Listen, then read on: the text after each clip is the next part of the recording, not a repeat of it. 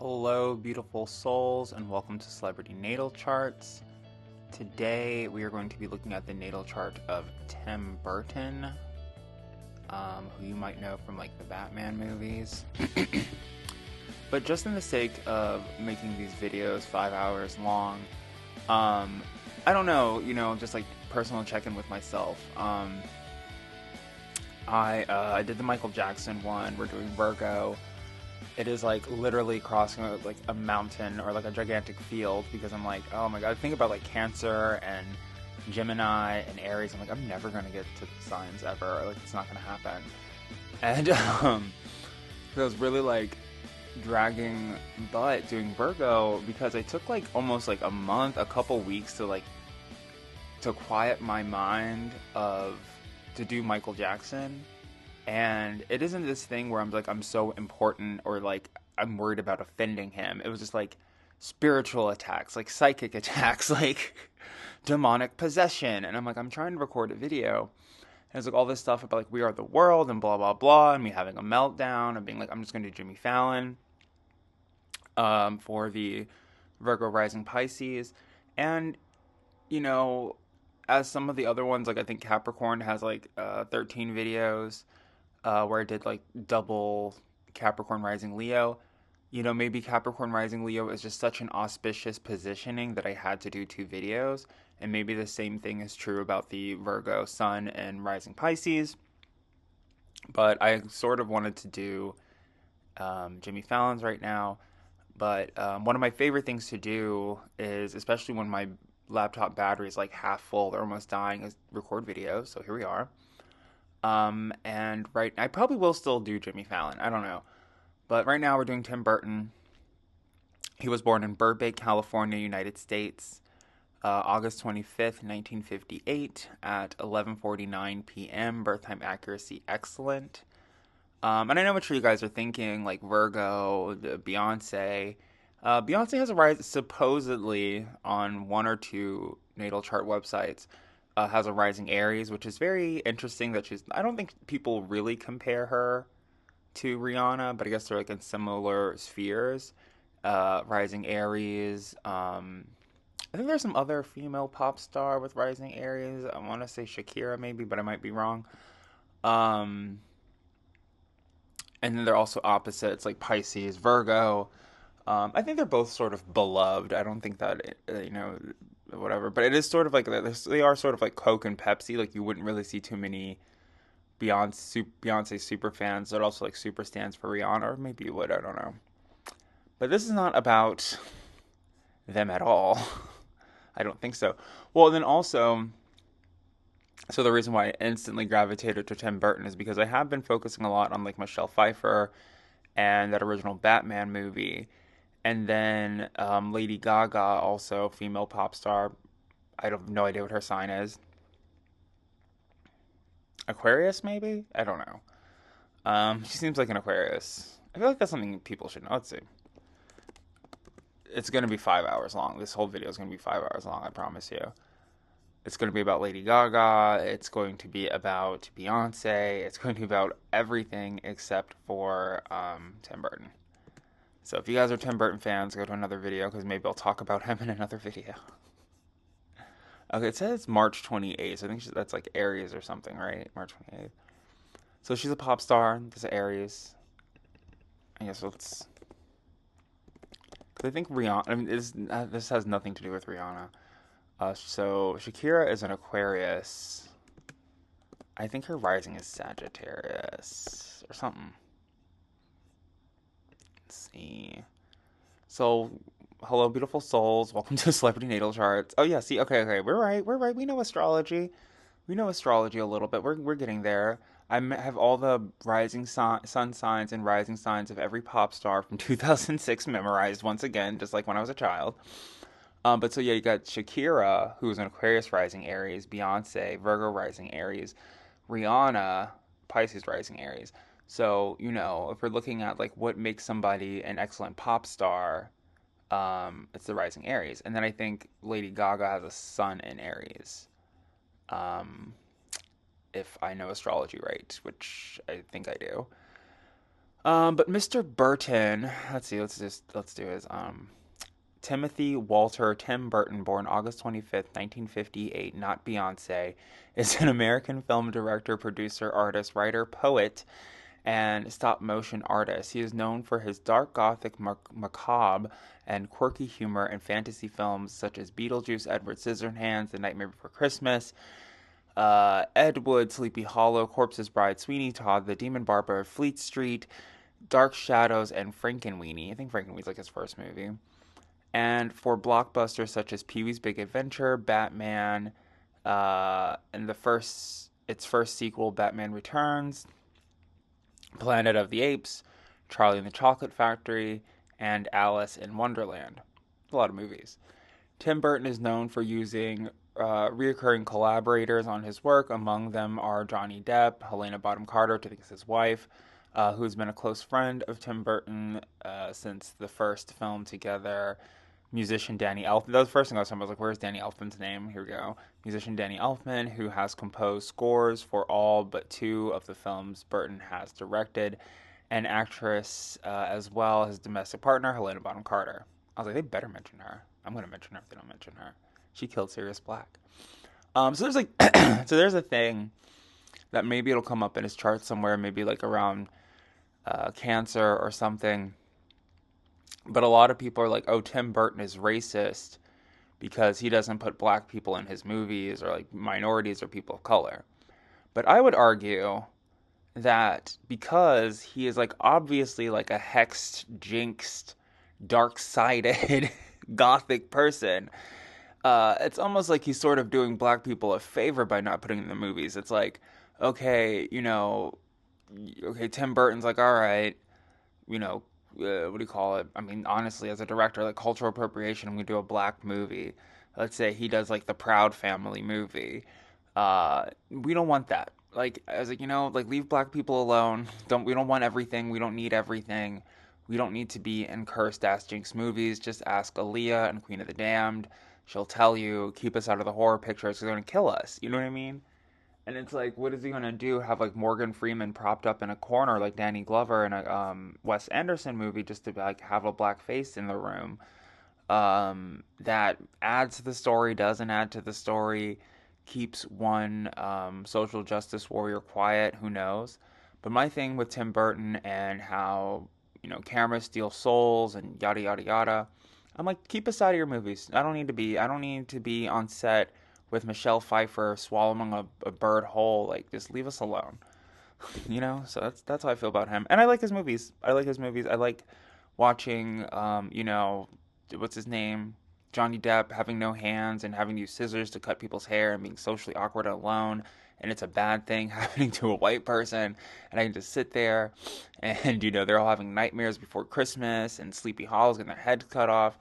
I don't need to be in Sleepy Hollow. We don't need black actors in Sleepy Hollow. Keep it. Like, do you keep it, be yourself.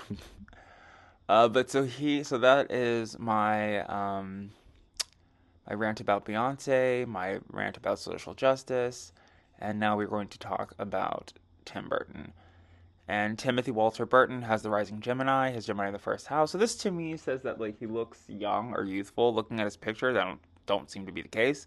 Maybe he did when he was younger. Perhaps he's like really short or something.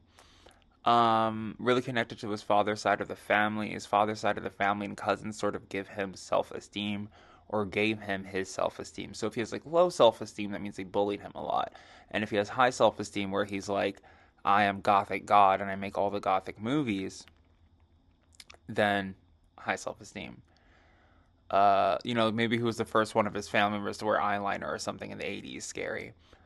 In his second house, he has Cancer. So that means that, like, whatever talents he has, maybe even, like, physical cash or, like, a bank account, it came from his mother.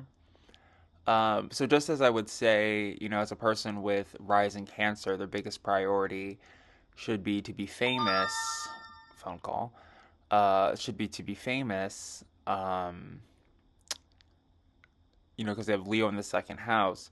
With the rising Gemini, it is their biggest priority to take care of their mother or to be loving and nurturing like a mother, and it brings them finances like Daddy, him and Eddie. I mean, maybe, and this is his black person movie, Daddy Daycare 2, directed by Tim Burton. So it's something like that. Like, help he does do kid movies, like, nurturing, I guess, in some ways, horrifying to little kids, but like, Frank and Weenie, and arguably Sweeney Todd. It's like, Broadway.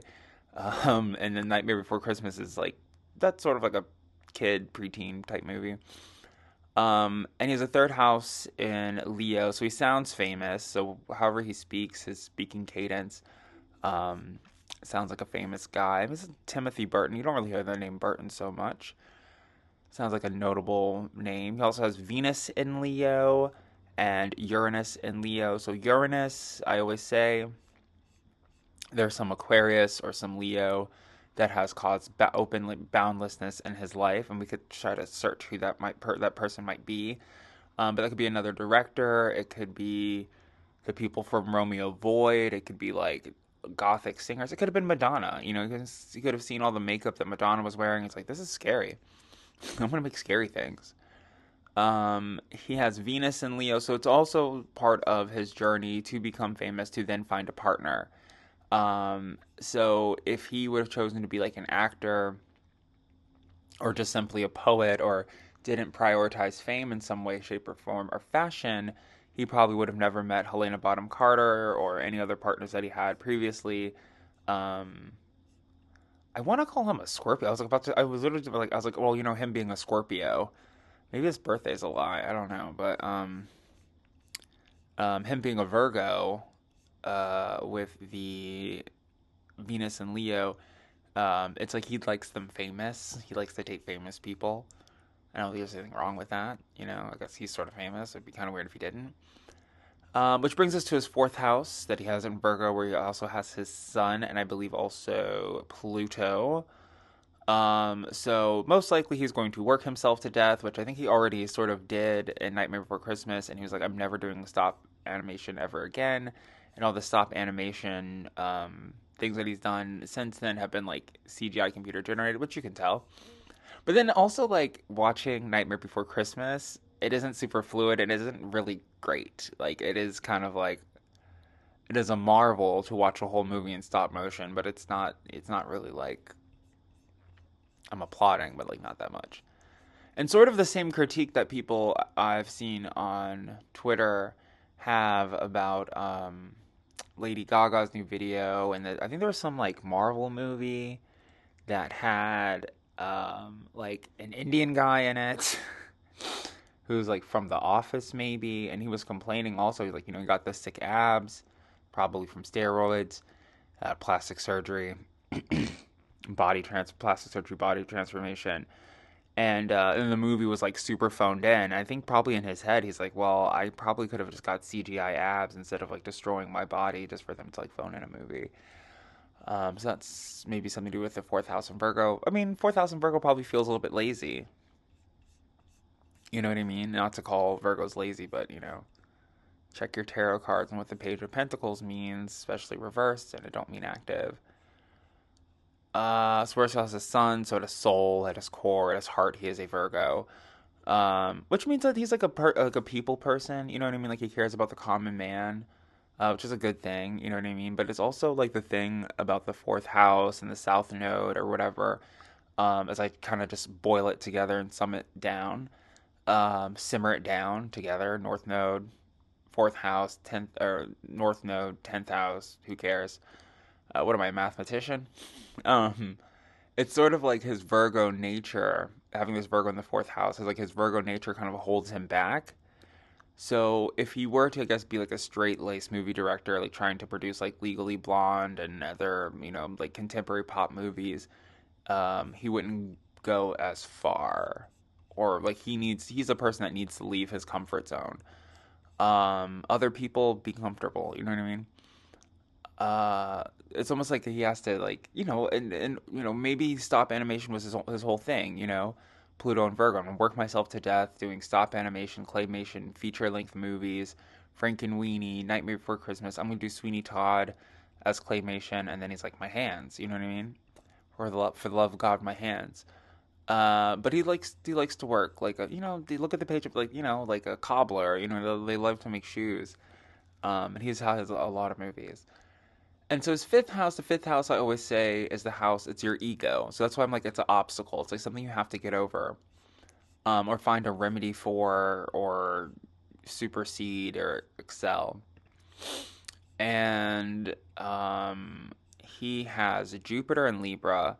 So Jupiter and Libra, um, Jupiter and Libra in the fifth house, that seems very lucky because, Jupiter's there. So it's like, you have, you're a track runner, you run track, and you have hurdles. And then, oh, just unfortunately, for whatever reason, all of your hurdles are broken. And you're just running across the track while everyone else is jumping 10 feet in the air. So this says to me, like, probably in competition with other Virgos rising Gemini, with different planets in different places. For them, nerdy, gothic movie directors that are sitting around for hours playing with claymation toys all day, relationships would be an obstacle. But because he has Jupiter here in his fifth house of Libra, he's very lucky in love and relationships. And I don't know. I don't know what Helena Bottom Carter looks like in the morning. I don't know if they're still together. They could literally be in an argument right now as I'm recording this video. But I think that's a pretty lucky. She's like kind of Queen Goth. He's kind of like King Goth. It's like her acting persona. It'd probably be like either marry her or Johnny Depp, and they're the only people around in his movies. So we say he's lucky in love, and if he's not screwing her, whoever else he's screwing, he's very lucky to have him. Um, and then in his seventh house, that he has Scorpio. Or no, that's not right. That's not right. That ain't right. I've done this before and fully recorded the video. I was like, listened it back, and I was like, that's not right. So that was just his fifth house of limitations in Libra, and then this is his house of healing, his Virgo house, where he has Scorpio. He also has the planet Neptune. I think it'd be good to look up Helena Bottom Carter's sign. We'll look at that in a second. That's because we're looking at his seventh house. But his at the I see, um, as we were looking at his sixth house that he has in Scorpio, where he also has Neptune, which to me sometimes says that somebody who was born under the sign of Scorpio has created boundlessness in his life, helps him create um, illusions. So, him being a film director, somebody helping him create illusions would be like an actor, could be like Johnny Depp, could be, the assistant that he had that was, helping him, you know, uh, move little claymation people around, uh, that type of thing. Or, a fifth grade teacher told him, stop playing with that clay, it's never going to take you anywhere. And he's like, I am going to be the most famous clay person that has ever existed. I mean, that would be a thing too. Like, okay, so I play The Sims a lot, and I've noticed that Sims have like favorite things that they love to do, which make absolutely no sense. Like, if I put a bar stool in a corner, the VR machine kind of makes sense. But there's also this thing called like the lump of clay. And I had like five Sims living in a house, and I was like, where are they? What are they doing? And they're all sitting in the kitchen playing with this. So I had them like fishing and like gardening and like getting money and like raising simoleons. And they're all sitting around playing with a lump of clay. I was like, this is the most frustrating thing to watch. Why are they doing this? You know what I mean? So, maybe Tim Burton loves lumps of clay. Maybe, he used to play with clay a lot when he was a kid, and someone was like, there's no future in clay. And he had made a future for himself in clay. So she is a Sun Gemini with no rising sign set on astro charts. But I mean, as I have my entire life, but in this series, I am sort of like starting to rebel against Afro charts, against astro charts. Well, because then also in astro charts, they don't have a lot of African American celebrities rising signs, which, like I said about Tim Burton's movies, I'm like, yeah, leave us out of this. Don't be giving away all of our information. You know what I mean? Like, it's not always racism to be excluded from something. Like if, someone's going around, I mean, I guess it's all involved in race or another dichotomy of race, but it's like, someone's going around killing one race and you're not that race. Maybe you don't like go out there and call him like George Bush and a Klansman, you know what I mean? Like you're racist. You won't you won't do death spells and magic on us because we're black. And it's like, maybe I like black people so much that I don't want to do death spells and record them and all the awful things that happen. So she has no rising sign listed anywhere. She's definitely a witch. How do you do that? But she's a Gemini, so he is a Gemini. She is Gemini. He's a Gemini rising. She's a Gemini sun. That's compatibility. There you are, folks. But yeah, there's some Scorpio. I feel like it's like some type of school teacher told him there's no future in clay, and he's like, I'll make a future in clay. But this is how he heals his ego. And like I said, with a Jupiter and Libra in the fifth house, maybe there is no need to cure the ego. Maybe, yeah, it's like, what do you do to humble him? He makes movies. And it's like if you feel scorned or sour, he just like makes another movie, casts another illusion of prosperity. But that might run out as you get older. Okay. So I read from an equal chart house system that is like what do I call, intuitive. I have intuitive affirmations, I have intuitive natal chart readings. Like I'm not a mathematician or a scientist. Uh and I mix up my numbers a lot, but I do know that the seventh house from Gemini is Sagittarius because it is its opposite sign. We're intelligent here. He also has the planet of Saturn, and I don't know, like it's not exactly like Helena Bonham Carter's like some Victoria's Secret model. I don't know. I've never seen her outside of like a really blousy dress before. And I keep being like, he doesn't deserve her. Like I'm not gonna date her. He deserves her. They deserve to be together. Right? She deserves love. He deserves love. Maybe I wanna. Maybe I have a crush on Bellatrix Lestrange. I didn't know. But this says that his best partner would be a Sagittarius, which, for all we know, Helena Bonham Carter could be a Gemini rising Sagittarius, the person that he meets after her, the person that he was with before her. But then, as lucky as he is in love and relationships with the Jupiter fifth house, he is also there are limitations and setbacks for him. So I mean, I guess in his mind, he's like he couldn't really date another director because I'd probably try to sabotage his films. You know, Michelle Pfeiffer is all types of crazy, so like maybe actresses scare him too. But there's a lot of limitations there around like who he can date, and maybe that comes from his fame. Um, I know. Okay, I want to dial back like six houses. I want to talk about the fact he's from Burbank, California, and I always say like the third house and the fourth house. They talk about your like third house is like your environment, fourth house is like your home.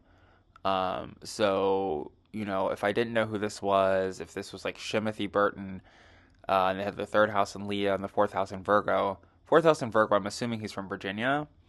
And I think, what's his name? Muhammad Ali might have a rising Gemini or somebody. I think it was Muhammad Ali. And I was like, oh, I think he's like, I mean, obviously, I think it said he's from Tennessee, but I was like, I think somebody in his family's from Virginia. And I saw this TikTok about how he's like low key related to like royals through bloodline that he has through Virginia. But Leo, I always say, is like somewhere with palm trees. So I know that palm trees aren't indigenous to California, most certainly not Burbank, but they're there. You know what I mean? So I'm like California, Miami, Hawaii. Probably if you're not from there with the third house in Leo, probably spent time there or went there at least once. The Bahamas, Jamaica, Mexico, all places with palm trees. Texas, I guess maybe sometimes too. But then Virgo in the fourth house says someplace that's like conservative. So I would be like, oh, Virginia, Pennsylvania, Maryland. And, I don't know, he went to school. He probably went somewhere on the East Coast at some point in his life. Probably have family members from the East Coast. But Leo, third house, fourth house, Virgo, that sounds like Burbank, California. But back to his seventh house that I was so eager to get to, yet left immediately. Limitations around relationships and competition, and the relationship and the partner being competitive. And even Helena Bonham Carter having a son Gemini, that means that the seventh house from her sun is Sagittarius. Like she's very competitive. So watch out. And I think I talked about this in another video. There's like this guy on YouTube. I haven't seen him in a while, but he does these. I think he does like cooking hack videos. Like he sees a video and like replicates the cooking video, and then he started to introduce his girlfriend into the videos too, which she's pretty. She looks like she had tattooed eyebrows, but they're like too close together, and she kind of seemed like this like scorned, angry face all the time. Which is like maybe it's the eyebrows, maybe it's not, maybe that's just how her face is. But like she like messes things up on purpose, and it's like maybe that's funny, like to have somebody trolling him in the videos, but it's also like I don't know, it just sends a lot of energy, and maybe that's the energy he's trying to avoid. If you guys know what I'm talking about or whatever. Are we at 5 hours yet? Trying to make this video 5 hours, get all the commercials in there. Um, but then as we move along very merrily into his eighth house, where he has Capricorn. So the eighth house, I always actually assume with like occult magic and belief in astrology and connection to God. Where he has his moon in Capricorn in his eighth house. So I think like when he gets emotional, he's probably like, "Oh God, oh God, save me! I'm sorry for all these demon movies. Please save me, God." And I think God listens. But the eighth house also talks to me about like people's diet. As Scorpios, you might ask RuPaul and his Tic Tac lunch. They have they love anorexia and bulimia and things that are close and near to death and skeletons. But for him, he uses like goth, occult, magic, witches, vampires, werewolves for business. In his movies, Capricorn. In his ninth house, he has Aquarius. So the ninth house in Aquarius, that talks about like his education. He probably like cheated a lot while in high school or in college, like copied off his friends' papers a lot. He also has Chiron in Aquarius, so he's really good, I believe, at connecting people to new technology and creating networks and setting up friend groups, but probably has a hard time or difficulty like connecting with the friend group, connecting with other people, and making actually true friends. And that's what he does in movies. I'm sure like the people making his movies become like best friends, probably hang out with each other all the time. But it's like he's the director. You don't want to invite the teacher to the party. You know what I mean? Like come to set all drunk or high or something, and then it's like Tim Burton scowling at you, like you got to move these clay models around. You're all drunk and high. Um, and then this puts his 10th house in Pisces. Okay, check the math on that. 10th house in Pisces.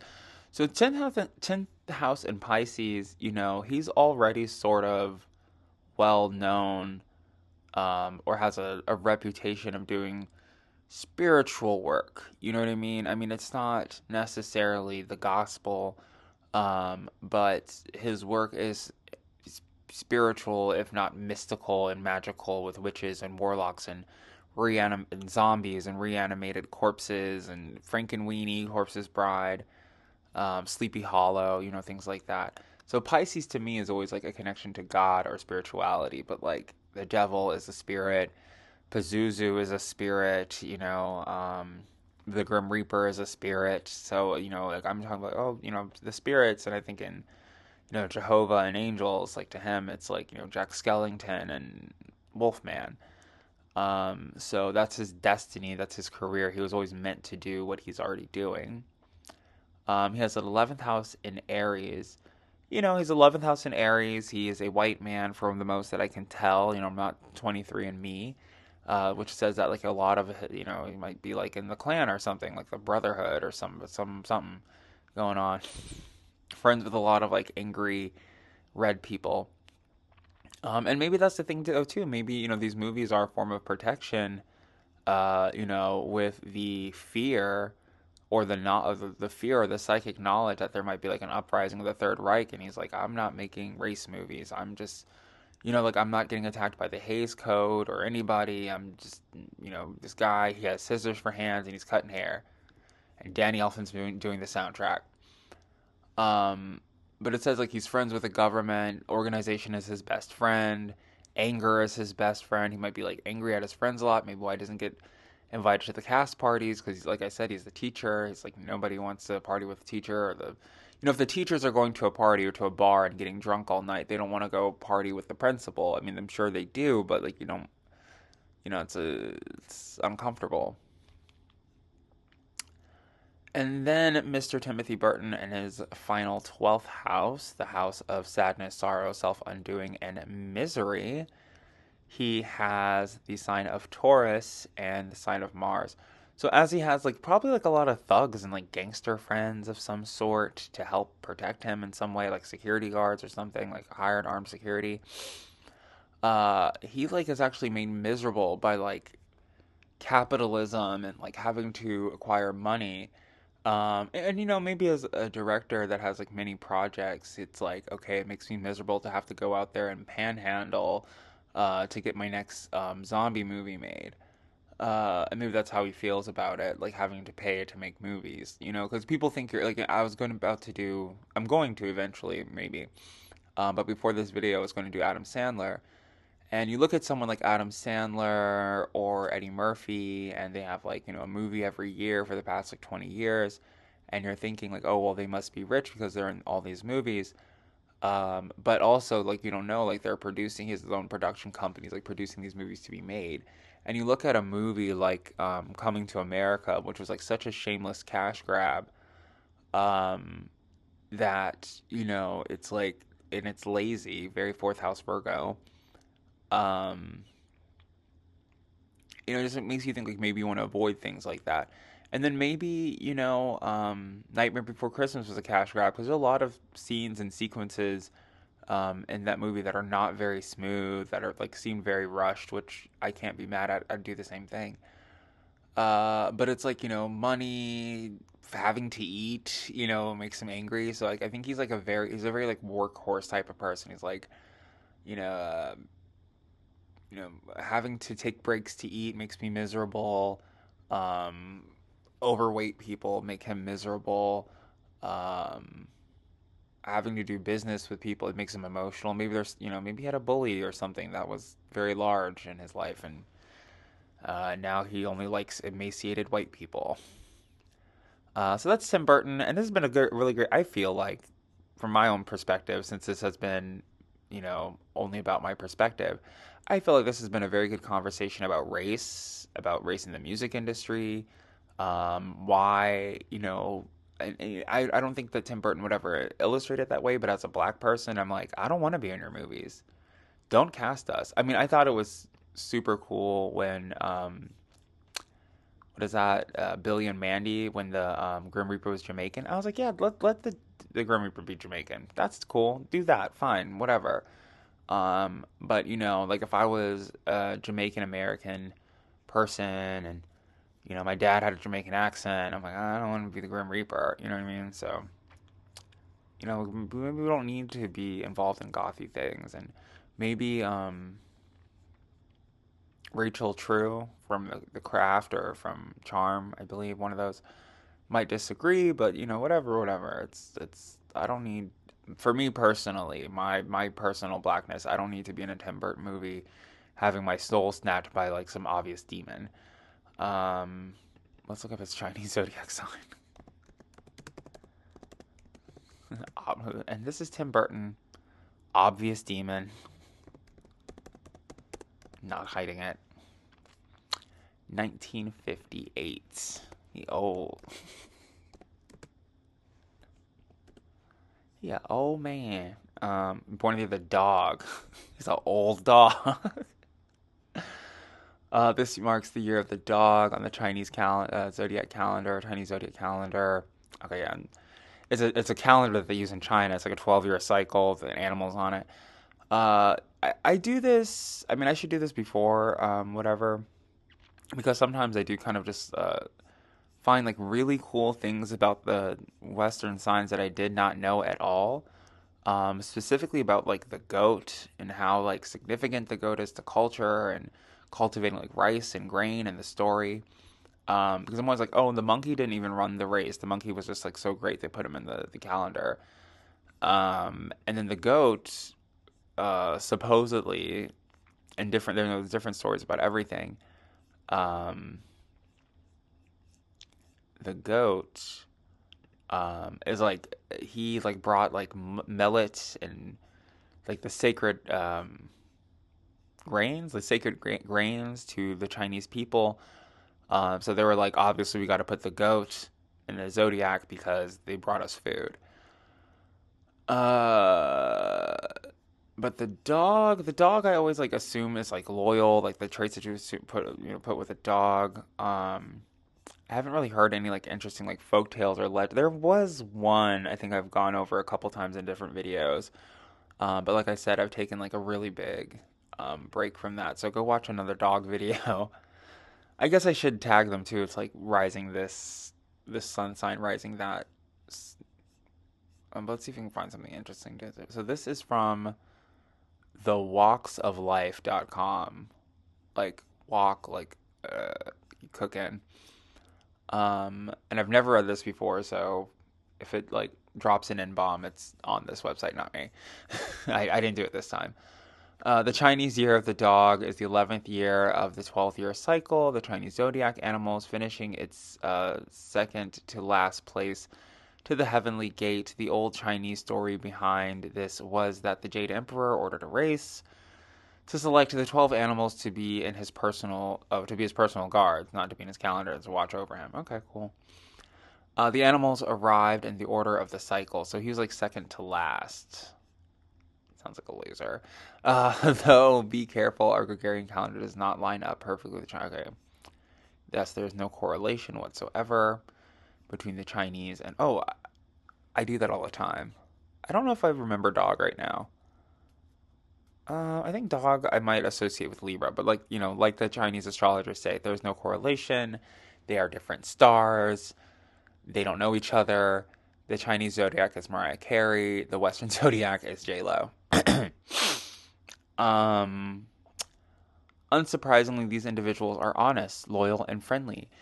They go above and beyond for people they care about, bringing a prudent and diligent approach that helps them go to great lengths to support others.